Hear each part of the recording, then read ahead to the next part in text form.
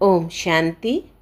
अव्यक्त मुरली सीरीज में आज की मुरली है 14 मई 70। मुरली का हेडलाइन है समर्पण का गुह्य अर्थ।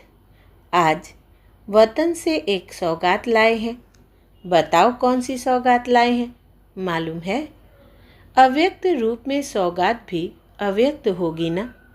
आज वतन से दर्पण ले आए हैं। दर्पण किस लिए लाया है? आप सभी जिस विशेष प्रोग्राम के लिए आए हुए हो वो कौन सा है? समर्पण कराने आए हो व संपूर्ण होने आए हो? वतन से दर्पण लाया है सभी का अर्पणमय का मुखड़ा देखने के लिए और दिखाने के लिए। समर्पण हो चुके हो? सभी हो चुके हो? इस सभा के अंदर कौन समझते हैं कि हम समर्पण हो चुके हैं? समर्पण किसको कहा जाता है? देह अभिमान में समर्पण हुए हो। समर्पण व संपूर्ण अर्पण हुए? हाँ व ना बोलो। देह अभिमान से संपूर्ण अर्पण हुए हो। इसमें हाँ क्यों कहते हो? स्वभाव अर्पण हुए हैं, इसमें पुरुषार्थ है। स्वभाव अर्पण का समारोह कब करेंगे? आप लोग कन्या समर्पण समारोह मनाने आए हो, लेकिन बाप दादा वो समारोह मनाना चाहते हैं। वो कब मनाएंगे? इसके लिए कहा कि दर्पण ले आए हैं। उसमें 3 बातें देख रहे हैं। एक स्वभाव समर्पण, दूसरा देह अभिमान का समर्पण और तीसरा संबंधों का समर्पण। देह अर्थात कर्मेंद्रियों के लगाव का समर्पण। 3 चीज़ें दर्पण में देख रहे हैं। जब स्वभाव समर्पण समारोह होगा तब संपूर्ण मूर्त का साक्षात्कार होगा। और दहेज क्या मिलेगा? जब यह संपूर्ण सुहाग प्राप्त होगा तो श्रेष्ठ भाग्य का दहेज स्वतः ही मिलेगा। अपने सुहाग को कायम रखने से भाग्य भी कायम रहता है। कहते हैं ना, सुहाग भाग्य। तो सदा सुहाग सदा भाग्य। जो जितना सुहागिन रहते हैं उतना ही श्रेष्ठ भाग्यशाली बनते हैं। सुहाग की निशानी होती है बिंदी। चिंदी और बिंदी दोनों ही होती है। तो जो सदा सुहागिन है उनकी बिंदी रूप की स्मृति सदा कायम रहती है। अगर यह बिंदी रूप की स्थिति सदा साथ है तो वही सदा सुहागिन है। तो अपने सुहाग से भाग्य को देखो। जितना सुहाग उतना भाग्य। अविनाशी सुहाग तो अविनाशी भाग्य। सदा अपने सुहाग को कायम रखने के लिए 4 बातें याद रखनी है। कौन सी 4 बातें? 4 बातों में से कोई एक बात भी बताओ। जैसे स्थूल दहेज तैयार करके आए हो ना, वैसे इसका कौन से पुरुषार्थ का दहेज चाहिए? कौन सी 4 बातें हैं? एक तो सदैव जीवन का उद्देश्य सामने हो, दूसरा बाप दादा का आदेश, तीसरा संदेश और चौथा स्वदेश। जीवन का उद्देश्य सामने होने से पुरुषार्थ तीव्र चलेगा और बाप दादा के आदेश को स्मृति में रख करके पुरुषार्थ करने से पुरुषार्थ में भी सफलता मिलती है। सभी को संदेश देना है, जिसको सर्विस कहा जाता है। और अब क्या याद रखना है? स्वदेश कि अब घर जाना है, अब वापस जाने का समय है। समय समीप आ पहुंचा है। इन 4 बातों में कोई भी बात की कमी है तो उस कमी का नाम ही कमज़ोर पुरुषार्थी है। कमी को भरने के लिए यह 4 शब्द सामने रखो। बाप दादा बच्चों को आज एक नया टाइटल दे रहे हैं, लॉ मेकर्स। वो लोग पीस मेकर्स टाइटल देते हैं, लेकिन आज बाप दादा सभी बच्चों को टाइटल देते हैं कि आप सभी लॉ मेकर्स हो।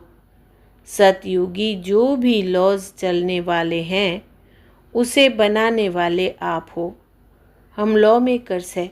यह स्मृति में रखेंगे तो कोई भी कदम सोच समझ कर उठाएंगे।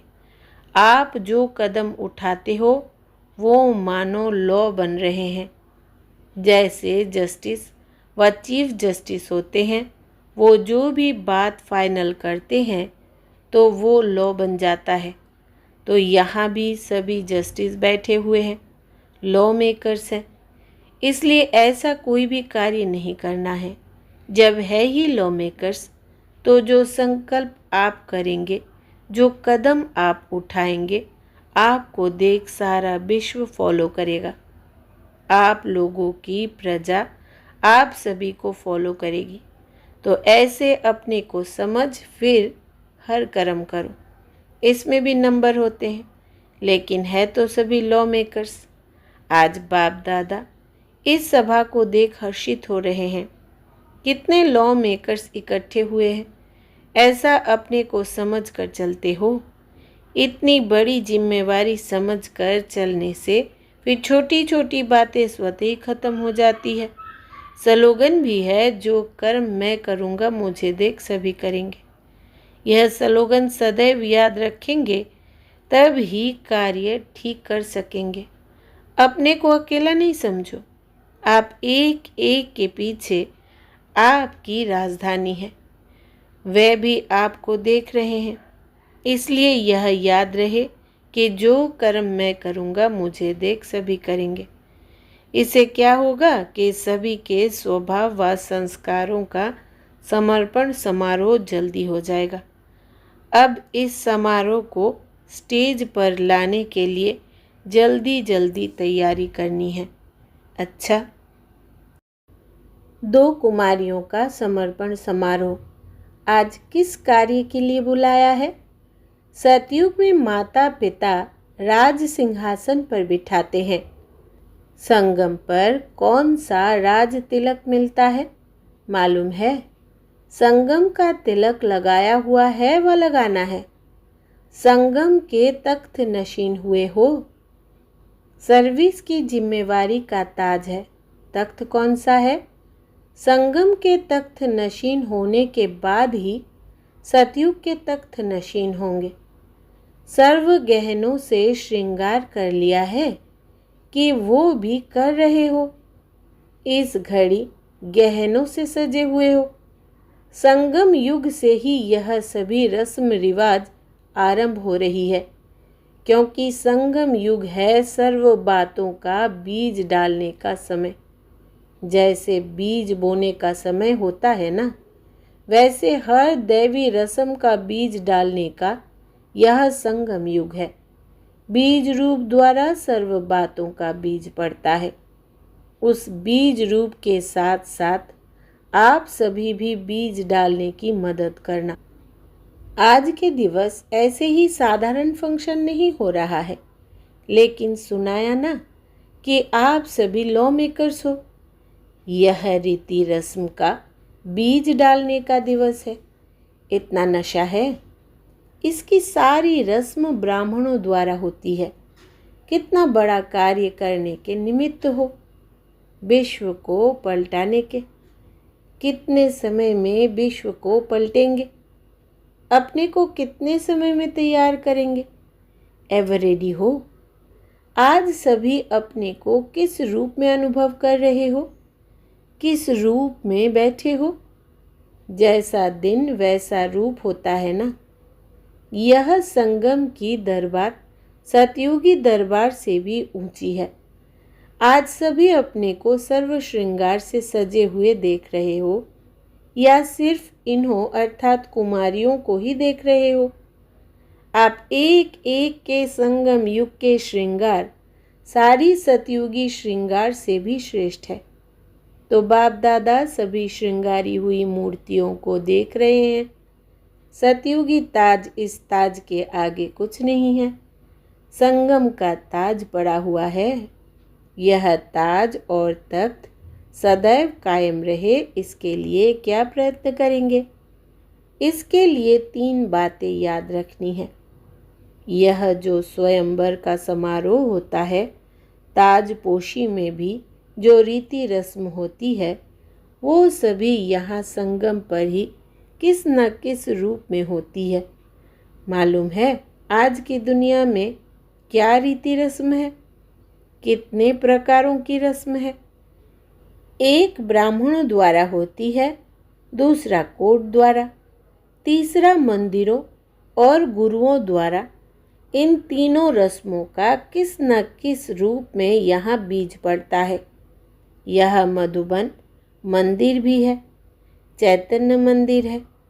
इस मंदिर के बीच आत्मा और परमात्मा की लगन होती है। साथ साथ कोर्ट का जो रिवाज है वो भी यहाँ से शुरू होता है। सुनाया ना कि आप लॉ मेकर्स हो। इन्हों के आगे यह वायदा करेंगे तो यह कोर्ट हुआ ना।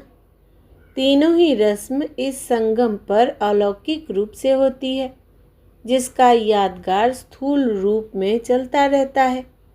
अच्छा, 3 बातें कौन सी याद रखनी है? एक तो अपने को उपकारी समझकर चलना है, दूसरा निरहंकारी, तीसरा अधिकारी। अधिकार भी सामने रखना है और निरहंकार का गुण भी सामने रखना है और उपकार करने का कर्तव्य भी सामने रखना है। यह 3 बातें सदैव याद रखना है। कितना भी कोई अपकारी हो, लेकिन अपनी दृष्टि और वृत्ति उपकारी हो। अधिकारी भी समझकर चलना है, लेकिन निरहंकारी भी। जितना अधिकारी उतना निरहंकारी। तब यह ताज और तख्त सदैव कायम रहेंगे। समझा? अच्छा, ओम शांति।